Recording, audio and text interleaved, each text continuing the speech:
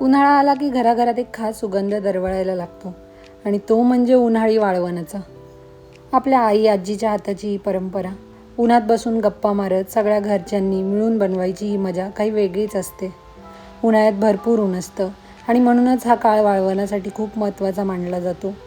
कारण एकदा हे वाळवण तयार झालं की वर्षभर आपण त्याचा स्वाद घेऊ शकतो. कारण हे उन्हाळी वाळवण वर्षभर टिकणारं आहे. आज आम्हीसुद्धा अगदी तसंच पारंपरिक पद्धतीने वाळवण तयार केलं आहे. त्यात खास करून बटाट्याचे विविध प्रकार बनवले आहेत. खुसखुशीत बटाट्याची चकली, चवदार बटाट्याचा कीस आणि कुरकुरीत बटाट्याचे पापड. त्याचबरोबर गव्हापासून बनवलेली कुरडई, तांदळाची पापडी आणि सगळ्यांची आवडती शेवईसुद्धा तयार केली. तर चला पाहूया हा सगळा उन्हाळी वाळवणाचा प्रवास अगदी घरगुती, पारंपरिक आणि मनापासून बनवलेला. तर सुरुवात करूया तांदळाच्या पापडांपासून. हे बघा, तांदळाचे पापड किती पातळ आणि छान बनवले आहेत. तुम्हीसुद्धा पाहू शकता. सर्वात आधी तांदूळ बारीक वाटून त्याचं पीठ तयार करून घेतलं. त्यात पाणी घालून मिश्रण छान पातळ करून घेतलं. यानंतर त्यात जिरं आणि थोडंसं चवीपुरतं मीठ घालून चव आणली आणि मग हे मिश्रण वाफेवर शिजवून घेतलं. शिजवताना सतत चमच्याच्या सहाय्याने हलवत राहायचं, म्हणजे गुठळ्या होत नाहीत. मिश्रण तयार झालं की स्वच्छ साडी अंथरून त्यावर चमच्याच्या सहाय्याने अगदी पातळ पापड टाकले आणि मग उन्हात छान वाळवून घेतले. आता बघूया गव्हाच्या कुरड्या कशा बनवल्या ते. सर्वप्रथम गहू भिजत घातले. बरं, हे गहू अख्खे गहू भिजत घातले, ते पण 3 दिवस सतत पाणी बदलून. नंतर त्याचा चीक तयार करून घेतला. हा चीक गॅसवर शिजवून घेतला, त्यात मीठ घातलं आणि मग सोऱ्याच्या मदतीने कुरड्या पाडल्या. गव्हाचा चीक जेव्हा तुम्ही बनवता तेव्हा तो खूप हटवून घ्यावा लागतो, त्यानंतर तो व्यवस्थित बनतो. या कुरड्या आपण उन्हात वाळवून घेतल्या. बरं, उन्हात जेव्हा तुम्ही वाळवण वाळवता तेव्हा एक स्वच्छ साडी तुम्ही अंथरून घ्यायची किंवा एखादं प्लास्टिक असेल तर स्वच्छ धुवून ते अंथरून घ्यायचं आणि त्यानंतर मग त्याच्यावर वाळवण तयार करायचं. उन्हाळ्यात भरपूर कडक ऊन मिळतं आणि म्हणूनच हा काळ वाळवण्यासाठी अगदी योग्य मानला जातो. कारण एकदा हे पदार्थ नीट वाळवून घेतले ना की ते वर्षभर टिकतात आणि जेवणात कधीही पटकन उपयोगी पडतात. आता हे तर तुम्ही पाहिलं तांदळापासून आणि गव्हापासून बनवलेलं वाळवण. आता आपण पाहणार आहोत बटाट्यापासून बनवलेलं वाळवण. तांदळाच्या आणि गव्हाच्या वाळवणापेक्षा बटाट्याचं वाळवण बनवायला थोडंसं सोपं असतं आणि बटाट्याचं जे वाळवण असतं ना ते उपवासाला खूप उपयुक्त असतं. जेव्हा आपण उपवास असतो तेव्हा आपण ते इझिली वापरू शकतो. आता आपला नेक्स्ट पदार्थ जो आपण वाळवणाचा बनवला आहे तो आहे हा बटाट्याचा कीस. हा आहे उपवासासाठी खूप उपयोगी आणि सगळ्यांच्या घरात आवडीने बनवला जाणारा बटाट्याचा कीस. उन्हाळ्यात बनवून ठेवला की हा कीस वर्षभर उपयोगी पडतो. उपवास असो किंवा पटकन काही हलकं फुलकं खायचं ठरलं की हा कीस खूप सोयीचा ठरतो. सर्वात आधी बटाटे निवडताना मध्यम आकाराचे आणि घट्ट बटाटे घ्यायचे, कारण खूप जुने किंवा मऊ बटाटे घेतले तर कीस छान पडत नाही. मग हे बटाटे उकडून घेतले. पण एक महत्त्वाची गोष्ट म्हणजे बटाटे पूर्ण मऊ होईपर्यंत उकडवायचे नाही. थोडे कडक राहिले तर कीस करताना छान सुटसुटीत होतो. मग बटाटे किसून घेतले, त्यावर मीठ घालून स्वच्छ कापडावर पसरून उन्हात वाळत घातले. हा कीस उपवासाला खूप उपयोगी पडतो आणि पटकनही तयार होतो. आता वळूया सगळ्यांच्या आवडीच्या आणि उपवासात हमखास बनवल्या जाणाऱ्या साबुदाणा बटाटा चकलीकडे. ही चकली फक्त चवीला नाही तर टेक्स्चरला पण खूप खास लागते. बाहेरून खुसखुशीत आणि आतून हलकी कुरकुरीत. सर्वात आधी साबुदाणा घेतला आणि तो थोडा जाडसर वाटून घेतला, खूप बारीक नाही, कारण जाडसर वाटला तर चकलीला छान बाईट येते. यानंतर बटाटे उकडून घेतले. पण चकली बनवण्याच्या प्रोसेसमध्ये बटाटे नेहमी मऊसर उकडून घ्यायचे, कारण जेव्हा आपण बटाटे मऊसर उकडून घेतो तेव्हा त्याचं मिश्रण छान तयार होतं. आता एका मोठ्या भांड्यात किसलेले बटाटे आणि जाडसर वाटलेला साबुदाणा एकत्र करून घ्यायचा. त्यात चवीनुसार मीठ आणि मिरची घालायची. काही जण यात जिरं किंवा मिरपूड घालतात, पण साधी चव ठेवली तरी ही चकली खूप छान लागते. यानंतर सगळं मिश्रण हाताने छान एकजीव करून घेतलं.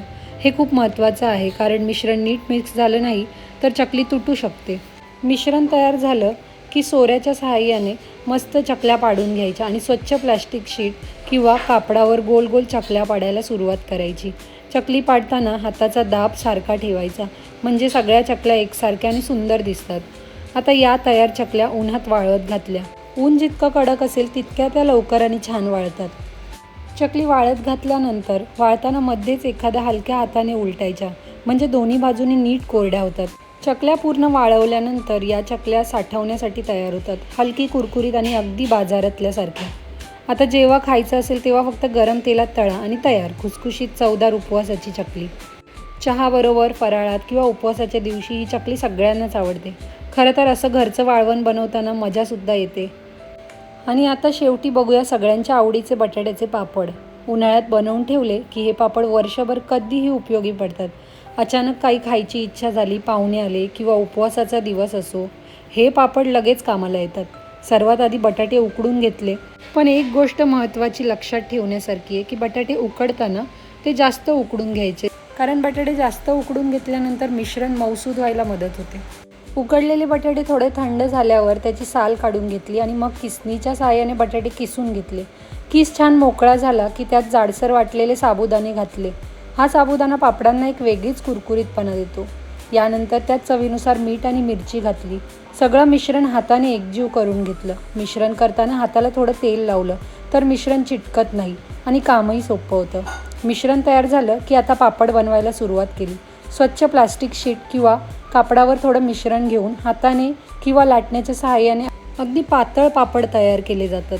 पापड जितके पातळ तितके तळल्यावर जास्त खुसखुशीत लागतात, म्हणून शक्य तितके समान आणि पातळ लाटण्याचा प्रयत्न केला.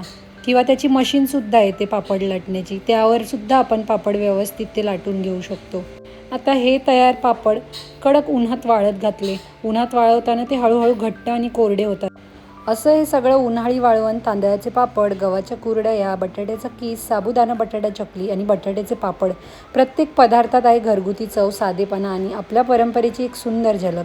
खरं पाहिलं तर वाळवण हे फक्त पदार्थ नाही, तर एक भावना आहे, एक आठवण आहे. लहानपणी अंगणात बसून आई आजींसोबत केलेल्या गप्पा, हातातलं काम आणि उन्हातले ते गरम वातावरण, ही सगळी मजा वेगळीच असते. उन्हाळ्यातलं कडक ऊन हेच याचं सगळ्यात मोठं सिक्रेट आहे, कारण नैसर्गिक उन्हात वाळवलेले पदार्थ जास्त काळ टिकतात. त्यात कोणतेही प्रिझर्वेटिव्स लागत नाहीत आणि त्यांची चवही अगदी नैसर्गिक आणि ताजी राहते. पूर्वीच्या काळात फ्रीज नव्हते, सोयीसुविधा कमी होत्या, पण तरीही आपल्या आई आजींनी अशा वाळवणाच्या मदतीने संपूर्ण वर्षभरासाठी खाण्याची उत्तम सोय करून ठेवली. आज आपल्याकडे सगळ्या सोयी आहेत, पण तरीही ही परंपरा जपणं खूप महत्त्वाचं आहे, कारण यात आहे आपल्या संस्कृतीची ओळख, घरचं प्रेम आणि शुद्ध सुरक्षित अन्नाची खात्री. तांदळाचे पापड आणि गव्हाच्या कुरडया सोडल्या तर बाकी सगळे पदार्थ उपवासासाठीही योग्य आहेत, म्हणून उपवासाच्या दिवशी हे वाळवण खूप उपयोगी पडतं. तर तुम्हालाही हा व्हिडिओ आवडला असेल आणि तुम्हालाही अशी घरगुती वाळवण बनवायची इच्छा असेल तर नक्की करून बघा. आणि अशाच पारंपरिक, सोप्या आणि मनापासून बनवलेल्या रेसिपीसाठी माझ्या चॅनलला लाईक, शेअर आणि सबस्क्राईब करायला विसरू नका. पुन्हा भेटूया अशाच एका छानशा रेसिपीसोबत. तोपर्यंत घरचं खा, आनंदी राहा. भेटूया पुढच्या व्हिडिओत. धन्यवाद.